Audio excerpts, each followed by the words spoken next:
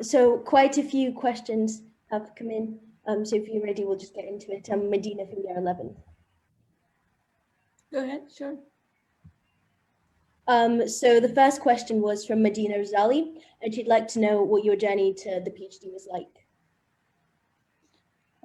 For me, I didn't really plan to do a PhD, so I started with a bachelor's in neuroscience, and then went into doing a master course where I started a specific topic for my project, MSc project. It was a lab-based project, and I kind of saw a gap in science within that topic, and I started liking researching it and finding answers. When I ended up finishing my master's, there was a couple of questions that bothered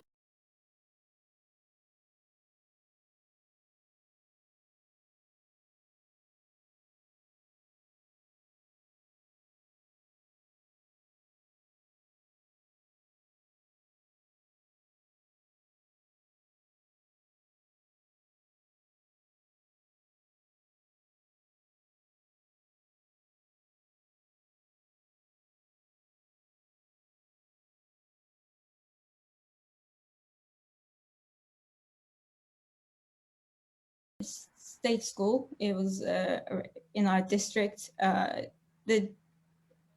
When I went to London, it was very different. There was, I don't know how your school structures its education. I guess it's more based upon foreign framework for education, is it? It is, yes, it's the British curriculum. Yeah, so it'll be similar to mine, I guess. So when I went to London, I started from SATs, SATs. I was in year 7, 8, 9, and then went into GCSEs. Then it was like 2-year GCSEs. It wasn't like GCSEs back then. And then went into doing A levels. So it was more specific to my choices. I was able to choose which stream I was going to. So I chose scientific stream for my GCSEs and eventually for A levels, because then it would depend on my GCSE choices. But in Azerbaijan, we were studying everything and anything up until year 5. I don't know if it has changed after year 5 till year 11. And I don't know if you have year 12. We have year. It has changed till 9th grade. Then we have 5 subjects. Perfect. Then it is becoming similar to a foreign framework. Amazing. So I mean, it used to be that we studied everything, and since this you said it's changed, then I guess it's going towards changes. Yeah, that makes sense. Sure. Okay, so the next question is actually from me, and I'd like to know how you think nanomedicine could be made more effective. More effective. I think currently there's a massive gap in nanomedicine. What we see in, I guess, in TV and in researches, they I guess pushed up their research in a way, like they advertise it in a way that, wow, nanomedicine, amazing, it's gonna go into body and it's gonna do this, they're gonna put robots in our body. No, that's not how it works. I mean, there's a reaction to everything. So if you put a foreign thing inside your body, there will be a stages of reactions, and you have to consider that reactions. And to consider that reaction, you need to know I guess the step-by-step reactions, and you need to be able to model it in vitro or in silica, because we can't just go into the body and see what's happening at that level. We can do it outside the body, and we can do it in animals, which then is not an amazing model as a matter of fact, because animals are so different in terms of their, not genetically necessarily, they're more different in terms of their size, how their blood circulate, the time taken for their blood to circulate, amount of proteins they have in their body, what are the proteins, and this stuff matters. And I think For the improvement, we need to understand the bio-nano interface, that what happens within that range in our body. So when we put a material in our body, we need to know how it's going to react with our system. And to make it more complex, our system's different. So we're individuals. I'm not the same as you. And so we have to consider this stuff. So to make it better, we have to individualize everything. So precision medicine is very important in nanomedicine improvement and development in the future, for sure. I see. Thank you. So if we could just have some Azeri questions. Yeah, absolutely. Sure. Go ahead. Birinci Azərbaycanda sual Selcan İsmailzadənindir, 9-cu sinif şagirdidir. O sizə yenə bir dəfə də məktəbimizə gəldiyiniz üçün təşəkkürlərini bildirir. Onun sualı bu idi ki, yəni siz bu peşəyə necə yiyələnmisiniz? Yəni sizi nə vadar elədi ki, yəni bu peşəyə yiyələndiniz? Əsas maraq səbəbiniz nə olmuşdu? Əslində nanotibbə yiyələnmək fikrim yox idi. Daha çox necə deyim, öyrəndikcə direksiyam dəyişir, yolum dəyişdi. Mən beyin elmləri oxumuşam, bakalavru. Sonradan regenerativ bərpa tibbinə yönəlmişəm. Həmin bərpa tibbini öyrənəndə bizim nanotexnologiya haqqında modullarımız da olurdu. Və mənim çox xoşuma gəldi. Əsas da nanotip hissəsi. Və bu hissədə dediyim kimi, mən doktorantura araşdırmalarımın aid olduğu hissə bio-nano interfazanı öyrənmək. Ona görə elə bu topikdə qalmağı qərarı aldım. İndi də həmin topikdə araşdırmalar aparıram. Aydındır. İkinci sualı isə Səid Əliyev və Adəm İskəndərli verib. Hər ikisi 5-ci sinif şagirdidir. Onları maraqlandıran sual bu idi ki, yəni xaricdə təhsil almaq nə qədər çətindir? Baxır, insanın əvvəlcədən oxu background-a baxır, yəni nə qədər bazası var. Əsas bildiyim qədərilə ingilis dilini bilməkdir, başa düşməkdir. O demək deyil ki, səlis olmalısınız ya advanced səviyyədə bilməlisiniz. Amma oxuduğunu başa düşmək və müəllimlərlə danışmaq bunlara asanlıqla edə biləcəyiniz səviyyədə ingilis dili olmalı. Çünki mən görürəm bizim master oxumaq üçün gəlirlər. Çox vaxtı bakalavra çox təsir etmir. Çünki 3 il oxuyurlar. 3 il ərzində onlar artıq öyrənir ingilis dilini və səlis danışmağa başlayırlar müəllimlərlə, tələbələrlə. Azərbaycandan birbaşa gələndə. Master üçün amma biraz çətin olur. 1 illikdir və intensivdir, bildiyiniz qədərilə 1 il olur. Ona görə çətinlik çəkirlər, əgər bazaları az idisə ingilis dilində. Deyərdim ki, ingilis dilini səlis bilirsə problem olmayacaq. Çünki insan oxuduqca onsuz da həmin informasiya elmə yiyələnir. Yəni o informasiyada bir dəyişiklik yoxdur. Hansı ölkədə olursa olsun. Aydındır. Bəs ingiliscə belə elmi hissəsilə elmi məqalələrin nə vaxt, yəni aydın başa düşməyə başlamışdınız? Yəni normal ingiliscədən biraz fərqlənir, yəni terminologiya və söz sıralaması baxımından. Mənə görə ən çətin hissəsi o ingilis dilinin. Çox qəşəng sualdır. Yəni mən bunu master səviyyəsində öyrəndim. Daha yəni 5 dəfə oxumadan artıq bir dəfə oxuyub başa düşürdüm. Bu bilsiz nədən irəli gəlir? Məsələn, mən bakalavr oxuyanda UCL-də o vaxtlar research-based education, araşdırmaya uyğunlaşdırılmış təhsil yox idi. Bizdə gəlirdilər araşdırmacılar, dərs deyirdilər və həmin məqalələri bizə göstərirdilər ki, oxuyun, öyrənin, gəlin dərsə.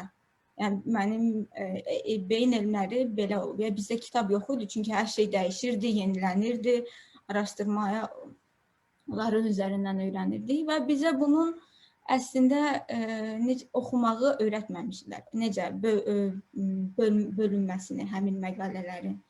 Məsələn, summary'si nə, artikelın summary'si nə idi, onun əsas hissələri nədir? Bəzən elə olur ki, heç bütöv artiklı oxumaq lazım deyil. O artıq öyrəndikcə başa düşürsünüz ki, orada spesifik yerlər var ki, hara ki birbaşa gedə bilərsiniz. Bu da sizin artıq araşdırma sualınıza baxır. Əgər məzmunu öyrənmək istəyirsinizsə, onda introduction ya summary-yə gedirsiniz cavabları öyrənmək üçün.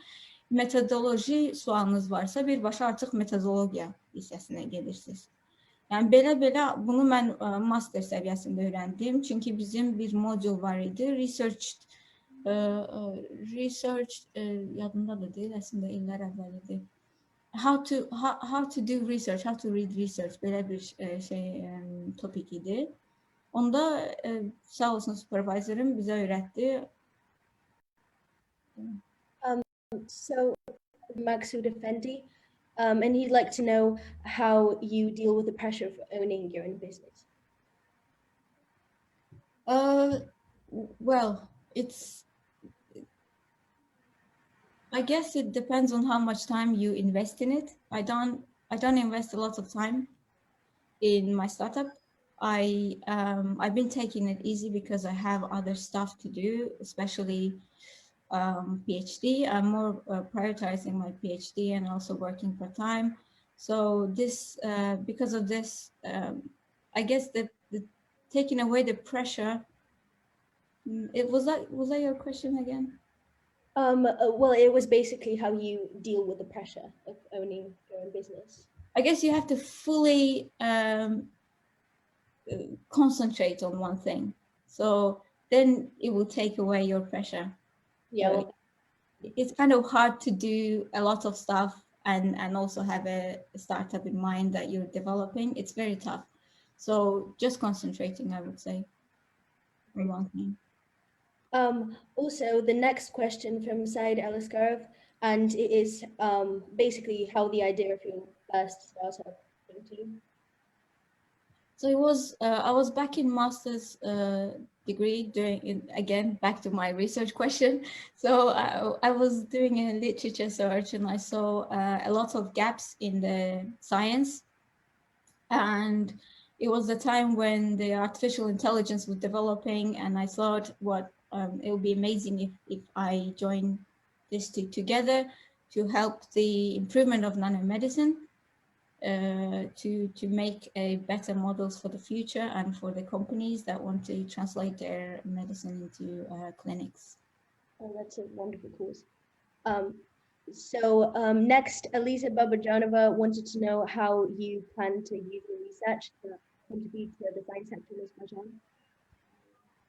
So I have founded a Azerbaijani Science Association with a couple of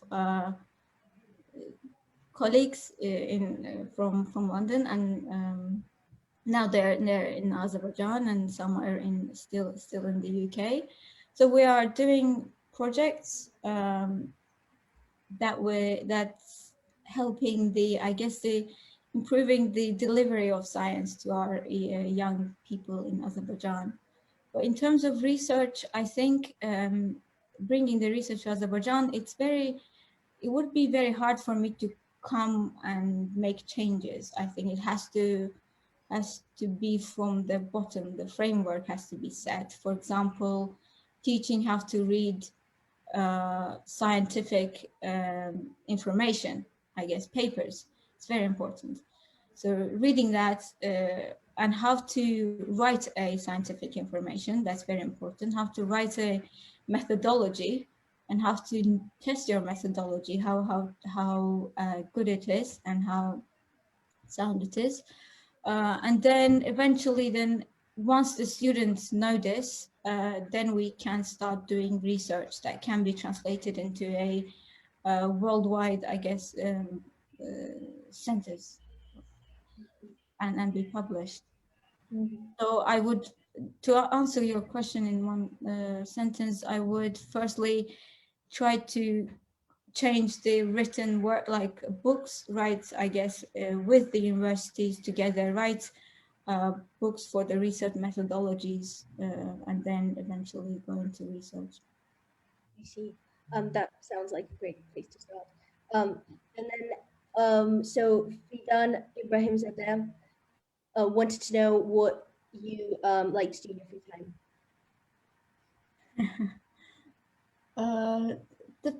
Depends. Sometimes, I mean, having hobbies is really nice. It just sets your mind off your other stuff and it depressurizes yourself. Sometimes I paint. I like walking. I go for a walk in the park. Sometimes when I have built up emotions, I write poems.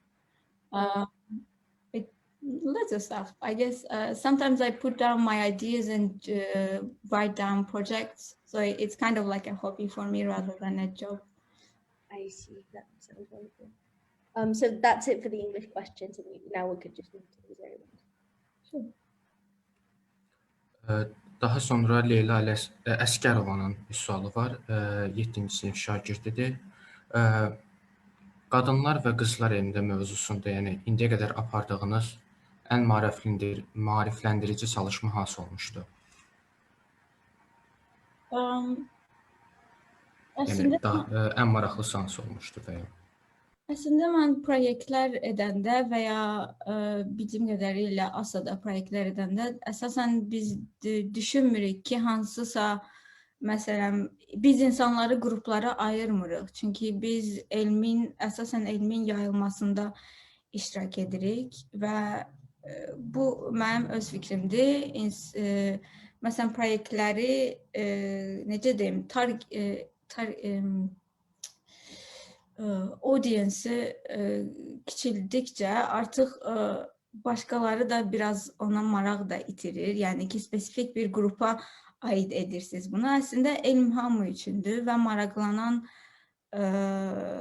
istər qadın olsun, istər fərqi yoxdur. Yəni istəyən seçimi ilə həmin proyektlərə qoşular. Yəni ona görə mən bilmirəm, bu suala cavab verəcək bir cavabım yoxdur. Çünki belə spesifik proyektlərdə iştirak etməmişəm və ya bəlkə də spikerlik etmişəm, amma yəni tərəfdarı deyiləm əslində ayrılıq salmağın. Məncə burada Leylanın nəzərdə tutduğu, yəni qadınları elmə təşviq eləməyi nəzərdə tutur.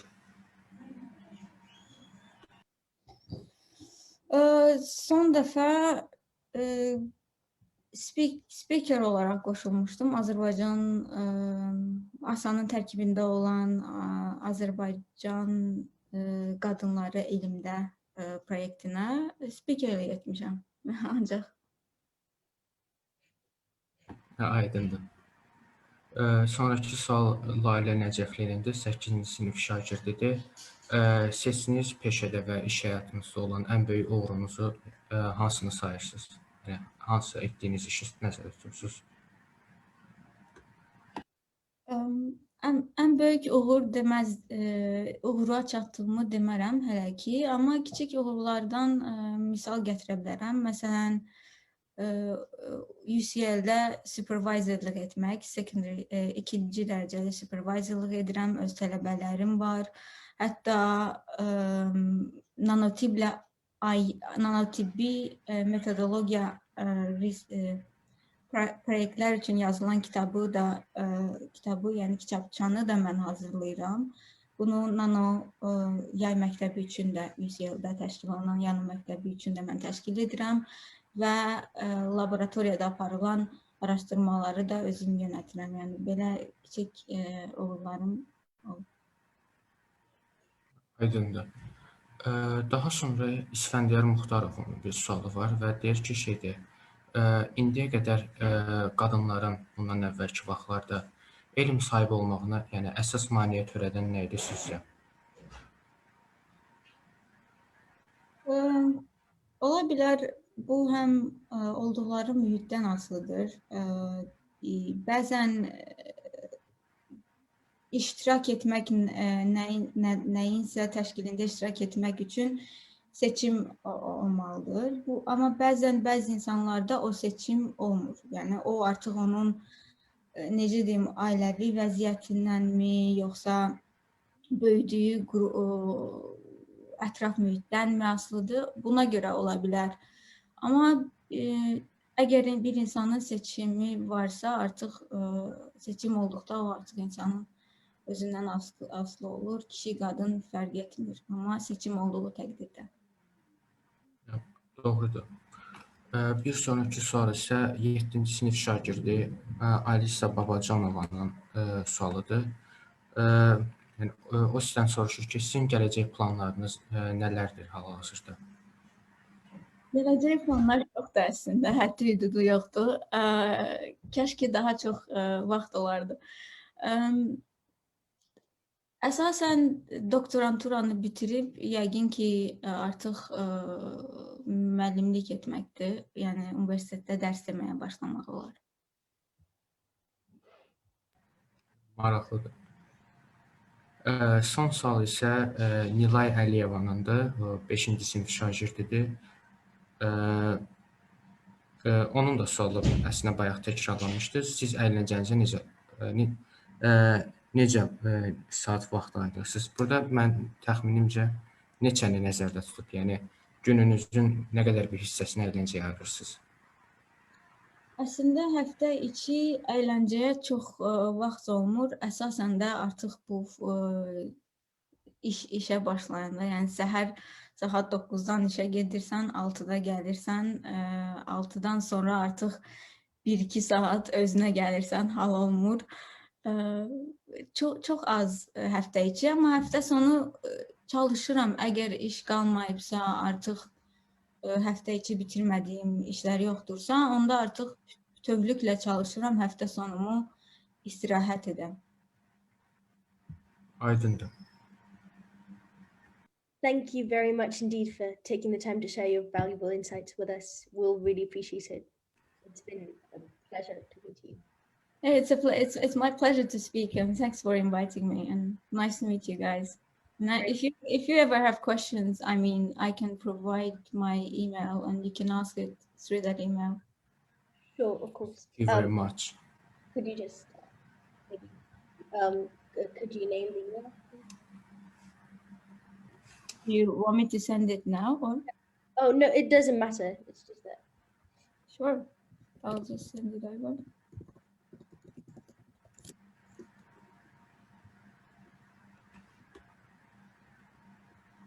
There you go. Thank you very much. Thank you. You're welcome. Thank you. Have a great day. Bye-bye. Bye.